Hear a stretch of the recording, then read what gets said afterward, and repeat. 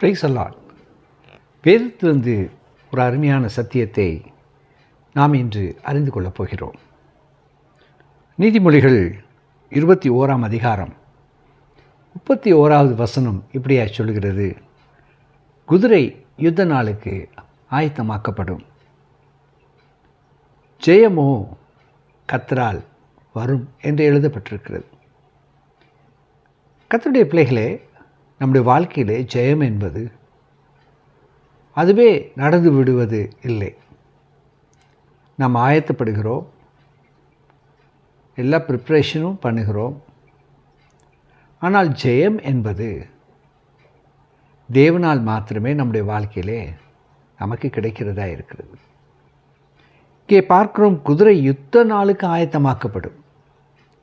நாமும் கூட அநேக காரியங்களுக்கு நாம் ஆயத்தமாக இருக்கலாம். பணத்தை சேர்த்து வைத்திருக்கலாம், பொருட்களை சேர்த்து வைத்திருக்கலாம், ஒரு வீட்டை கட்டுவதற்கு அல்லது திருமணத்திற்கு.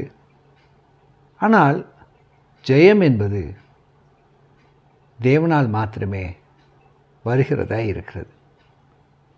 மாத்திரமல்ல, நம்முடைய பலவீனங்களுக்கு, வியாதிகளுக்கு அநேக மருந்து மாத்திரைகளை நாம் சாப்பிடலாம்.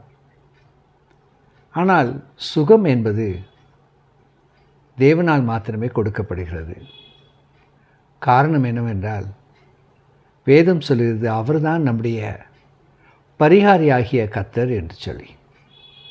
நல்ல படிப்பு படித்திருக்கலாம், நல்ல ரேங்க் வாங்கியிருக்கலாம், ஆனால் இன்னும் சூட்டபிள் ஜாப் கிடைக்கலையே. ஜெயம் என்பது கர்த்தரால் மாத்திரமே கிடைக்கும். அவர் மேல் நம்பிக்கையாக இருப்போம். நம்முடைய படிப்பின் மேல் அல்ல, நாம் உட்கொள்ளுகிற மாத்திரை மருந்துகள் மேல் அல்ல, நாம் வைத்திருக்கிற பணம் பொருட்கள் மேல் அல்ல. தேவன் ஒருவரே நம்முடைய வாழ்க்கையிலே ஜெயத்தை கொடுக்கிறவராக இருக்கிறார். கர்த்தர் இந்த வார்த்தைகளை உங்களுக்கு ஆசீர்வாதமாய் மாற்றித் தருவாராக. God bless you.